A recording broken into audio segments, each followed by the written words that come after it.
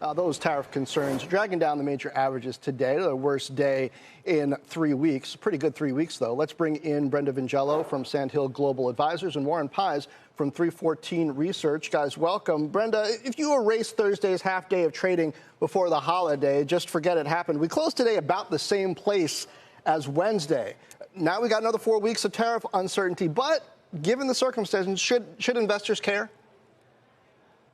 Well, I think we've learned a lot over the last few months, and one of those things that we've learned is a lot about President Trump's negotiation tactics, particularly around tariffs.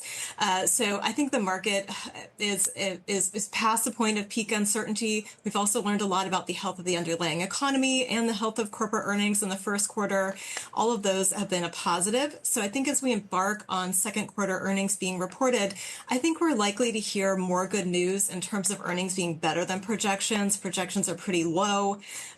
Really, when companies were not giving a lot of guidance, when they reported first quarter, analysts took that as an opportunity to actually reduce estimates for the full year, even though the first quarter growth was twice as good as what was being projected. So we have a scenario where earnings went up, but then overall earnings for the full year continue to come down. So I think that's creating a pretty low bar for companies to beat. So I do think we're not out of the woods, obviously, when it comes to negotiations over trade. But the good news is it's been postponed for another month, if you could say that's good news. Right. But at least we'll have time to work through some more of the details. Okay, well, Warren, kind of on the other side of this, it seems to me, you think July might be about as good as it gets for a while anyway. It looks like you're looking at cutting back your stock exposure ahead of a pullback you expect in August, September. What's going to trigger that? Yeah, I don't like to be too regimented with my plans when it comes to the market. You have to kind of take as it comes to you. We're overweight stocks right now. I would say we're bullish. We've been overweight for a couple months since early May. And if we were to reduce, it would just be to neutralize our equity positioning. I do think that the seasonals for July peak at the first half of the month. And, you know, I agree with a lot of the good points that Brenda brought up. But our focus has been since the tariff stuff started, the drama started in April, is that investors really need to focus on technicals, and the price action is going to guide you through this rough patch.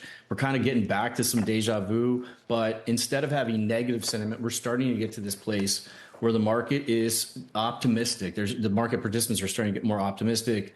We see that in AAII, more bulls than bears for the first time since Liberation Day. Put call ratio, we track inverse ETF volume, which is very low.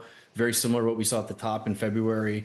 So I would say, you know, in this current move, it doesn't mean we're done for the year, but in this current move, we're like in the 6th or 7th inning, and it might be a good idea for investors to try and beat the traffic and get out of here before mid-July, at least neutralize their overweight positions. That's kind of our rough guideline for the month. Yeah, Warren, I mean, sticking with technicals here, some of the technicals are signaling that you have an S&P, for example, that's getting very overbought here. If you start to look at RSI and things like that, valuations are arguably lofty. I want to throw this chart up. I don't know if you can see this on the screen, but it's showing U.S. equity index valuations and where we are right now relative to 20-year distributions. This is showing the NASDAQ, and it's showing the Russell 2000 and S&P and equal weight S&P midcap, all very lofty in terms of valuation metrics right now. So how does that factor in, especially given the wall of worry that investors are climbing?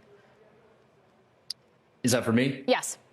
Yeah, I mean, for me personally, I actually, we don't think the market is nearly as overvalued as the consensus believes. You know, we've done a lot of work on this, and you kind of see it in the chart you put up there. If you look at the S&P equal weight, it's right close to its historic average. I think that the character of the market has changed. We have more stocks producing more return on invested capital than we've ever seen before. We have more than 100 stocks in the S&P 500 with 20% ROIC. ROIC is an indicator there's a mode, and a more sustainable mode, a higher quality market. So we've done a lot of research on this, and especially if you get margin expansion going out next year, which we expect as we get through this tariff drama, and the AI benefits, which I think is really the bull story that's coming into focus, start to kick in. You get higher margins, and that justifies higher multiples, all that stuff in the mix. So I think those simple PE ratio, historic PE ratio average arguments are good things to fade ultimately.